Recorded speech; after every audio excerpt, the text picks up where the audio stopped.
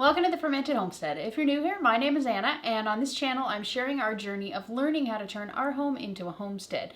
Today we are going to be making some keto taco soup. It's going to be a soup base that we're going to can because it does require some added dairy and things like that, and we can't can dairy. So this is just going to be a totally... I'm going off of a certain recipe, and then I'm totally tweaking it, making it pretty much almost nothing like the original one. I just kind of...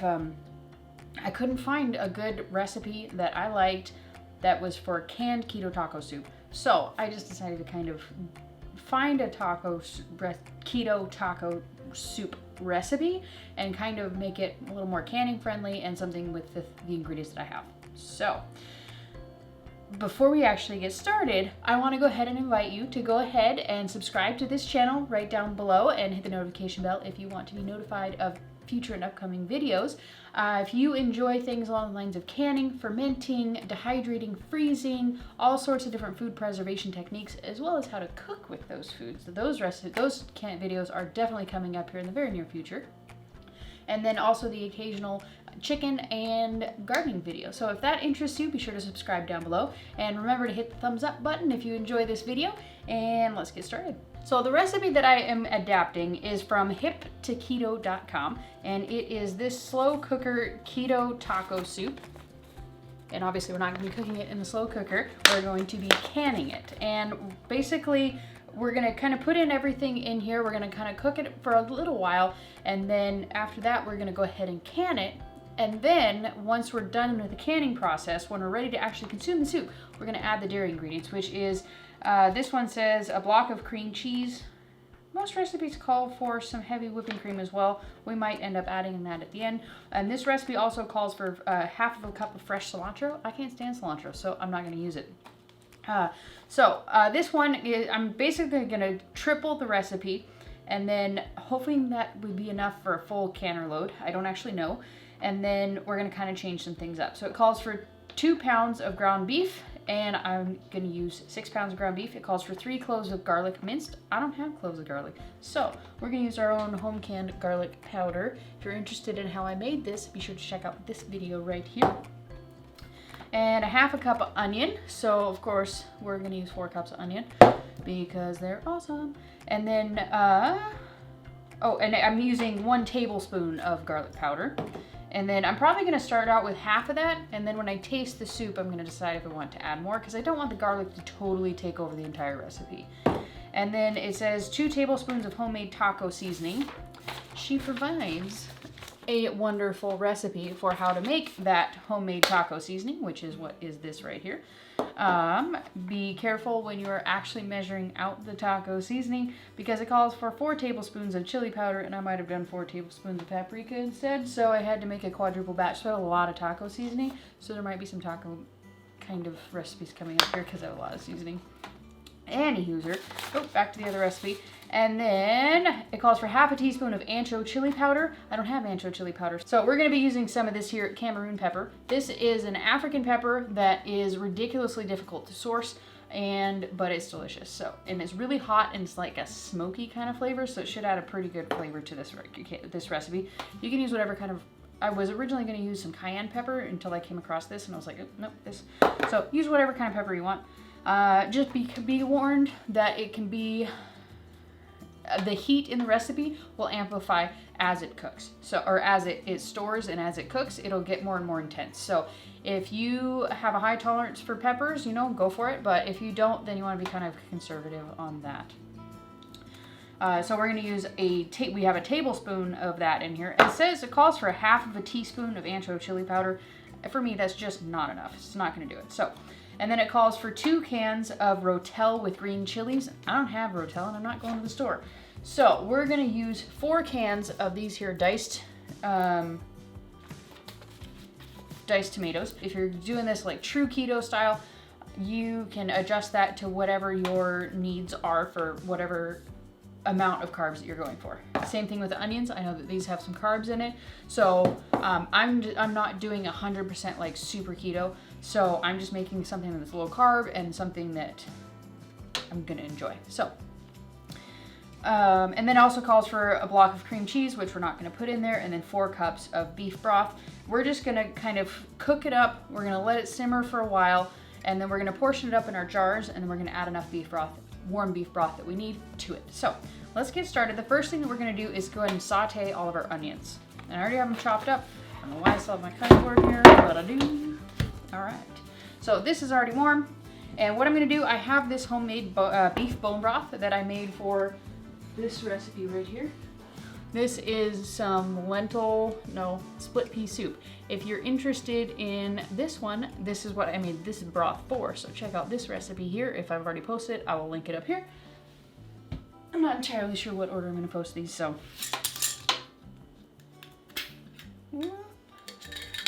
Okay. So what we're going to do here is just grab some of the fat from the bone broth here. And this is what we're going to use to cook our onions and the beef.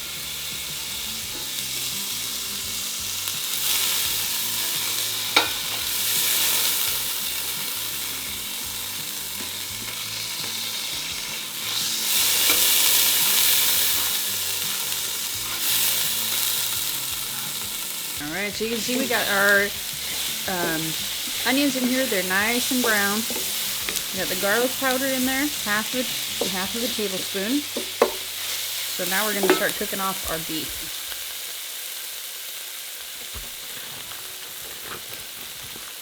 This is mostly thawed, not completely.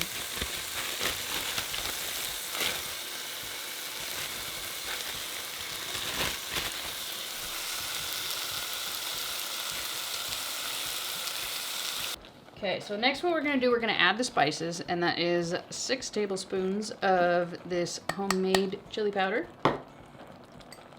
And then, or taco seasoning, sorry, and then this Cameroon pepper. Get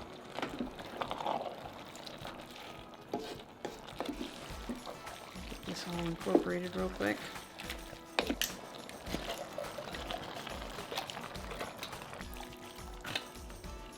Now that we have everything but the broth in here, we're going to cover this and just kind of let it simmer for a little bit, for maybe 20 minutes. And just to kind of let everything kind of marinate here. And then we'll move on to the next step. Our soup has cooked and it is totally ready to go ahead and start jarring up.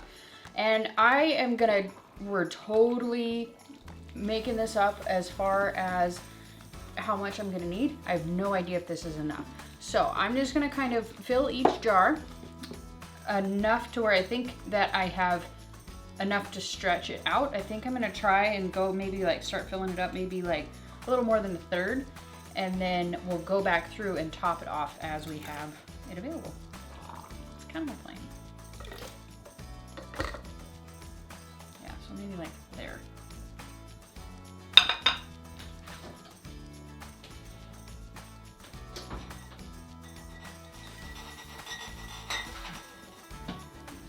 So I have the jars here and they're warmed up, and I have our broth is on the stove also warming up.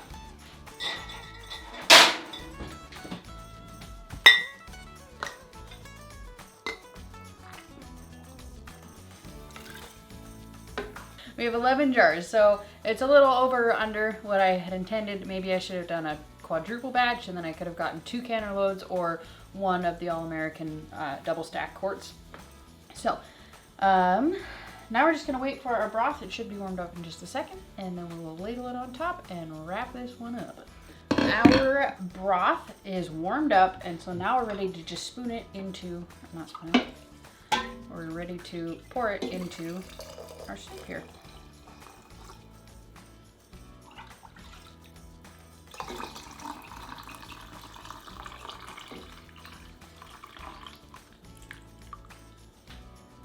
Okay, so we got that one ready. Show you what I'm doing on one of these, and then we'll kind of take it from there. Alrighty. So all we're doing is just stirring it up to make sure we don't have any air bubbles in there, and that the broth or soup is in every little spot inside of here. Double checking it just to make sure we have an inch of head space. We do not. We need just a hair more. There we go. Next, we're gonna take our vinegar on the towel here and wipe it off really well. Especially there's a couple of here that you saw that I had poured some off, and so we're really getting the rims of those ones really good. Just to make sure. Okay, there we go. So next, we're gonna take our lids, put it right on top here. And then take our ring here, tighten it fingertip tight, which is as tight as you can get it with the fingertips of these 3 fingers. You don't want to crank it on there, you just want to get it on there tight enough to where it will hold down the flat, but not so tight that it will crank down the flat and it won't allow any air to escape, because when you're doing that, when you're heating it up, the whole one of the reasons you're doing it is to push all of the air out of the jars, and it can't do that if you put it on there too tight, if that makes any sense. So if you crank it on there too tight, your lid's gonna buckle because it's gonna force the air out no matter what. And so you would just want to get it on there tight enough, but not super tight. I hope that explanation helps you understand what fingertip tight is. And then into our warm but not hot canner. And then I'm gonna bring you in and show you another one up close so you can see exactly what I'm doing, and then we're just gonna pump these ones out. Alrighty, so now we're gonna pour our broth here. There we go. 1 inch of headspace is what we're looking for.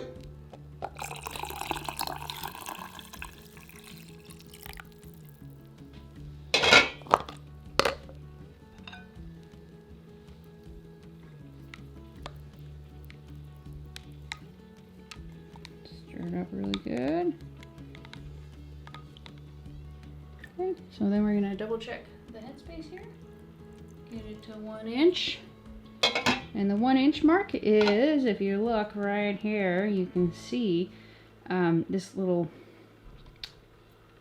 let me see, yeah, this line right here. Underneath it is the 1 inch headspace, and that's what we're measuring it by. Okay.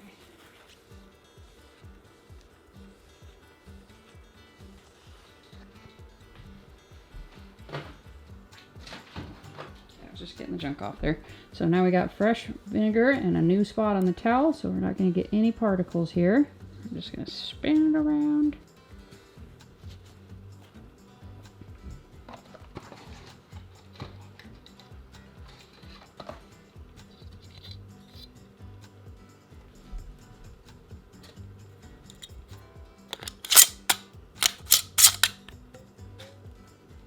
Okay, so now we have all of our jars in the canner.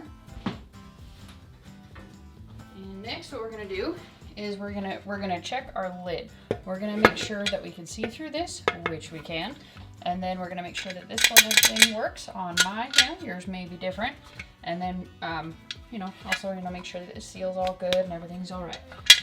So, I'm gonna go ahead, put it on, turn in the handles, and crank the heat up to high. Okay, so all we're gonna do now is we have the heat cranked up to high. We're gonna wait for this thing to start venting steam a lot. And then when that does, this little thing is gonna pop up. And when this thing pops up, we're gonna set our timer for 10 minutes. After that 10 minutes is up, we're gonna put our weight on here. And then when this thing starts to kind of jiggle and starts to kind of whistle a bit, then we're gonna go ahead and at that time, we're gonna set our timer for 90 minutes, 90 minutes. And then after the 90 minutes is up, we're going to turn off the heat. We have all of our keto taco soup is done. It's out of the canner. As you can see in several of these, they're still boiling. I had forgotten about them for a little while, so it's actually been cooled off for a bit. I'm going to go ahead, I'm going to bring you back tomorrow or the next day, and I'm going to show you what we ended up with. I'll let you know if they all sealed or not. And I'm going to show you how to take the next step on this one, because this is definitely, I mean, it could be done, but it's much better. My husband and I actually ended up each having a jar of the soup that from the 3 jars that were left over, and it is delicious. So I'm going to show you how I fixed that up from this step to actual like a creamy, delicious keto taco soup. As you can see from the date on the jar, it has been a very long time since I have actually made this keto taco soup. But now we're going to go ahead and we're going to open this together. We've actually had quite a few. I just didn't realize that I never filmed the end to this until I went to try and edit the video a while back and didn't have it. So I was like, all right, now I got to actually finish this video up. So here we are, and it is time for lunch. So we are just going to open this up. Wonderful sound there. Okay. Smells delicious. I'm so looking forward to this. Okay, so we're just going to pour it in here. Block you guys so you don't get it splashed. There we go. Okay, now we're just going to warm it up. While the soup is warming up over there on the other burner, I'm going to go ahead and show you a great way that I like to serve this and a lot of other low carb stuff. Just put some cabbage. And I'm just going to shred this up like I'm making coleslaw. So it's going to be kind of, you know, little bitty shreds, whatever size you like. And depending on how closely you're monitoring your carbs, you know, just plug this into your carb monitor app thing. Figure out what fits in your macros. And just use that amount. Then you can weigh it. I'm just not super monitoring my carbs right now. I am doing more alternate day fasting. Let me go ahead. I'm going to actually weigh this because I'm curious. So this is 346 grams of cabbage, so that is going to make it 12 net carbs. So a quarter of a cabbage is about 12 net carbs. So it's still pretty low carb, and so we're just going to go ahead and go with that.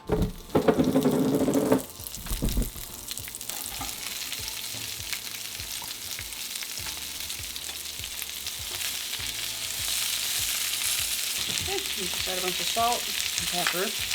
And a little bone broth to steam it.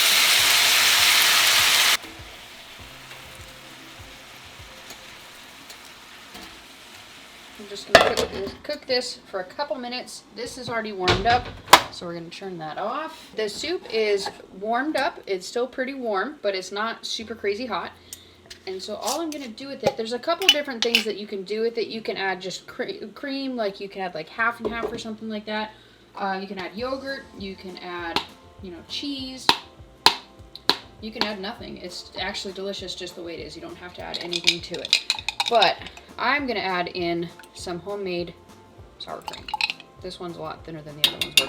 But this is raw milk sour cream, so it hasn't been heated, and it's just really delicious. I like it. So just to get a little bit of dairy going on in there. And yes, it is raw milk. And yes, I just added it to hot soup. So it's not the end of the world. It's just, it's a little bit more gut friendly for me. So just because it's raw doesn't mean you can't add it to hot stuff. It just means that bacteria won't survive and it was no longer raw food. But it still had the long, super long culture to it. And if you are curious how I made that sour cream, I will link the video up in the corner in an iCard so you can check that out. So basically all I do with this is I just kind of cook it until it's the softness that I would like. And then it's pretty much done. You can add whatever seasonings or spices that you would like with it. You can add herbs. You can add any kind of sauces. Whatever you like that makes it taste like something you want to eat. But I just enjoy it kind of plain. I really like cabbage a lot. So just some salt and pepper is usually plenty for me, and it's usually enough for my husband as well. Okay, so all we're going to do with this is we're just going to put the cabbage in a bowl, add the soup to it. And you don't even have to add cabbage or anything. You can totally just eat this plain. We have done it. Even my husband's done it. He's not keto, but he enjoyed it. And just top it off with some cheese. That's all there is to it. We are ready for our taste test. I've already had this, so I know it tastes really good. But I want to show you guys. It's such a great way to break fast. Oh my gosh, this is so tasty. This is really good. This is really flavorful. It has so many different spices that just meld together perfectly. I hope that you enjoyed this video. I really hope that you give this a try. You don't have to can this. You can totally just cook it and just have it. It's delicious. I hope that you enjoyed this. Please do give it a thumbs up if you do. Remember to subscribe to this channel if you haven't already, and we'll see you next time. Thanks for watching. Bye.